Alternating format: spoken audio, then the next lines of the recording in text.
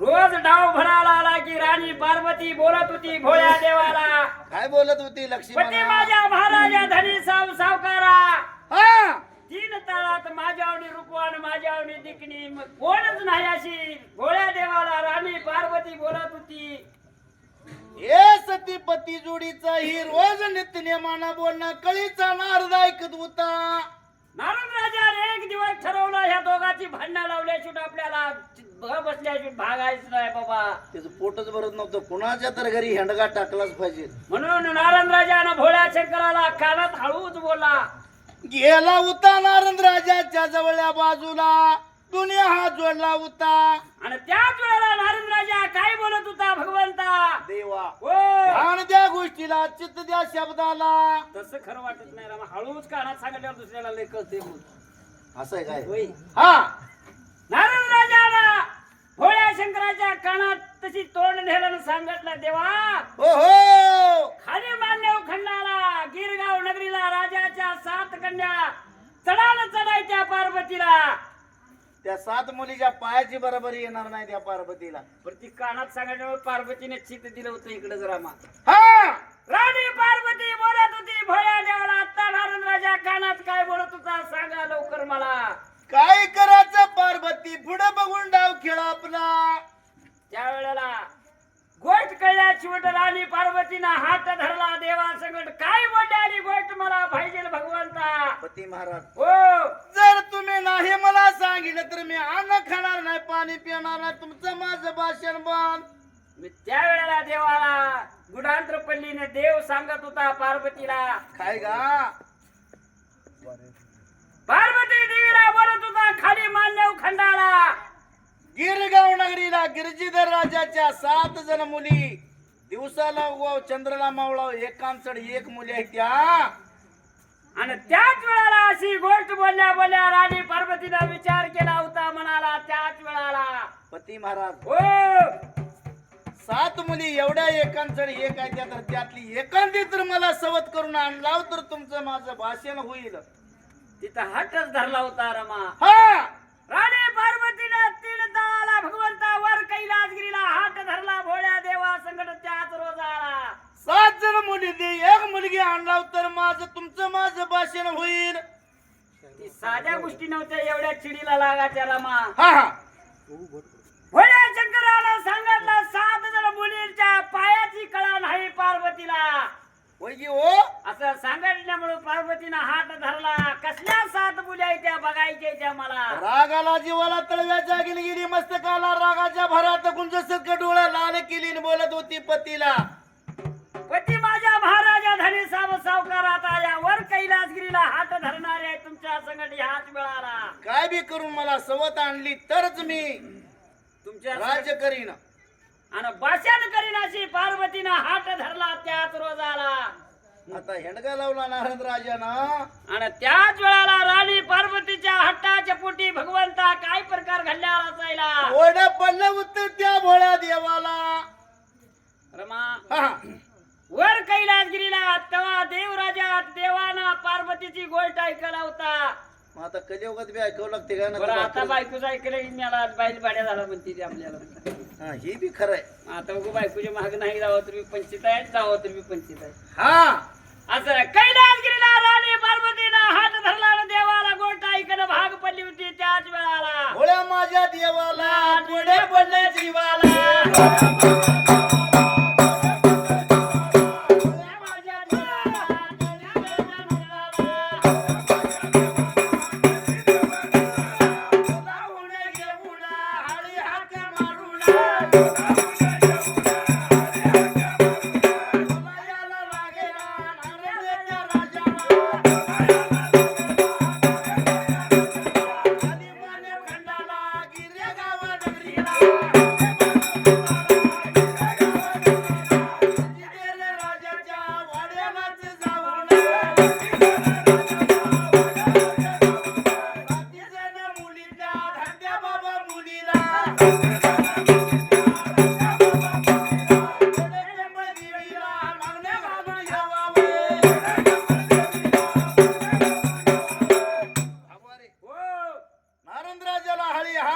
घेतला होता नारंदा कळला वाजला बरं वाटलंय म्हणलं आता कळ निस्ताराला मी तुलाच जावं लागतंय. इलाज नाही आता. आता नारद राजाला भोळा शंकर त्याच वेळाला कामगिरी सांगत होता वर कैलासगिरीला. काय गा बाबा खाली मांडव खंडाला गिरगाव नगरीला राजाच्या राजमालाला. वर कैलासगिरी सोडून खाली मानव खंडाला गिरगाव नगरीला राजाच्या राजमहालाला. राजाच्या राजमालाला 7 जण मुलीतल्या धाकल्या कडकंबळ देवीला मागणं घालायला जायचं काम सांगितलं नारद राजाला. एकटाच मान कुणाला न्यायचंय. आता बायको बघायची तुम्हाला. बरं चल मला येतो तुझ्या संग मी. हा नारद राजाने सांगितलं एकट्याला जमत नाही मला आपण दोघं जावं लागतंय. ही पहिली देवराजा तर कवा मागच्या काळात नेम होता बापानं करायचं ना लेखानं करून घ्यायचं. आता कुठला आहे आता लेखच बापाच्या आधी जाते पळत. त्या वेळाला गुरु शिष्य मिळून कैलासगिरी सोडली त्याच वेळाला. बाबा त्याच वेळेला वर कैलासगिरीला नंदी सजवला होता, शेंब्या चौर लावला होता. नंदीला साज चढवून त्याच वेळाला त्या नंदीवर बसून गुरु शिष्य मिळून कैलास सोडून खाली मान्यव खंडाला निघून चालले आणि मधल्या तळाला भगवंता. करता करविता निर्गुणीचा सोनार, तीन ताळाचं गमन करणार प्रभू शंकर विचार केला म्हणाला, बाबा हो हो. राजाच्या वाड्याला आपण असं गेला तर राजा लगेच वळ केला आपल्याला. ओळखी अगर काहीतरी अपशब्द बोला ना आपल्याला राग सण नाही झाला तर मग आपला राग लय वाईट आहे म्हणला. मग त्यावेळेला भोळा शंकर तांबी साधा नव्हता रमा. होय होय. देवाने विचार केला आपण जायचं नाही. ए शिवरल्या बाजूला नंदी थांबवला होता आणि नरराजाला देव बोलत होता, हरंदा हो. तू जायचं राजाच्या राजवाड्याला. आणि त्या गिरिराजाच्या 7 मुलींना धाकल्या मुलीला मागणं घालून यायचं आणि मी इथं बसतो थंडगार सावलीला. असं म्हणून त्या कळीदेव नारदाला सांगून कळीच्या नारंदाला देवानं सांगितला आणि घेऊन गिरगाव नगरीला राजाच्या राजमाला कळीचा नारंद निघून गेल्याला. कळीचा नारद बाबा, कळीचा नारद.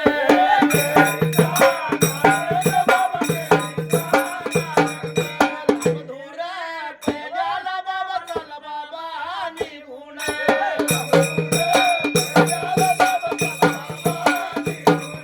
गिरगाव नगरीला बाबा राजाच्या वाड्याला.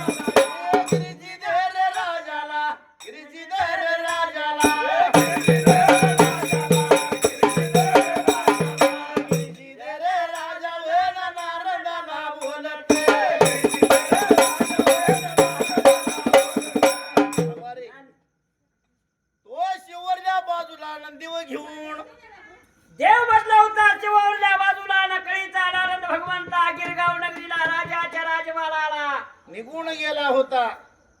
सदर सोप्याला भगवंता. काय झालं लक्ष्मणा? नारद राजा बसल्याला वाड्याच्या समोर भगवंता नंदी बांधला आणि गिरधर राजाला दोन्ही हात जोडून 5 मुद्रा केला. नारद राजानं त्यात रोजाला 5 मुद्रा दिला होता, राम राम केला होता. गिरिजीधर राजा बोलत होता नारद राजाला. त्यावेळेला नारद राजाला बघून अतिशय आनंद झाला. भगवंता गिरगाव नगरीला गिरिधर राजाला कसला गा? वाली देवाचा नंदी आपल्या राजमाला, देवाचा सेवक आपल्या राजमाला आला. काय येणं केलं असेल, का नाही येणं केलं असेल? पाण्याचं तांबे भरून दिला हा. आणि त्याच वेळाला अन्न तुळा भरला होता कर नारद राजाना सदर सोप्याला. धेरतेच्या तोंडाला बसायला छत्रांनी टाकली नारद राजाला. बसला होता कळीचा नारद. कळीचा नारद आणि त्याच वेळा गिरिधर राजा राजकथा बोलत होती, राजकथा सांगत होती. होय की? त्यावेळेला नारद राजाला गिरिधर राजा बोलत होता, का रे येणं केलाय माझ्या राजमाला? देवा हो. ध्यान द्या गोष्टीला, चित्त द्या शब्दाला. वर कैलासगिरीला भोळा शंकर माझा गुरु. माझ्या गुरुन बाबा तुमच्या 7 मुलीतली धाकटी मुलगी कडाची कडी हुट कड कंबळ देवी. त्या कडकंबळ देवीला मागणं घालायला लावून दिलंय मला. एवढं नाव काढल्या काढल्या रमा हा. गिरधर राजा साधा नव्हता. तळ हातात 7 मुली जन्मलेला राजा होता. होय होय. कळव्याच्या अगिल मस्तकाला गेली गुंजासारखा डोळा लाल केला आणि राजा बोलत होता कळीदेव नारदाला. नारंदा हो. बहाळून बहाळात्र मागेल ते देईल, नाही बळात्र जाळून भस्म करील. असला तुझा मशान जुगी गुरु. जाळून साधा राहणार ना, अंगाला राख लिहून हिंडणारा जुगडे त्याच वेळाला. मशान भूमीत राहणार तुझा देव, तुझा गुरु. मी असल्या गुरुला तुझ्या मुलगी देतो. होय रे येड्या. राजानं सांगितलं त्याच्या घरात 7 मुलं आहेत, तिथंच माझ्या 7 कन्या द्यायच्या त्या. बाबा एका दरवाजा वाटे विद्या पाहिजेत. असं असलं स्थळ असेल तर माझ्याकडे ये. नाहीतर हे असलं काहीतरी आणू नको, असलं मला काहीतरी सांगू नको. कळी देवनार्दाचा शेरा चुकला होता, नूर कोम्याचा होता, तोंड वाळून गेला होता. आणि त्याच वेळेला नारदराजाने विचार केला आपल्या गुरुला, काय नाना तरीच बोलतोय रे भगवंता. बंधू रे सिपाया तू दे रे दे रुपया. बंधू रे सिपाया तू दे रे दे रुपया. होळीच्या घराला दिवाळी सणाला.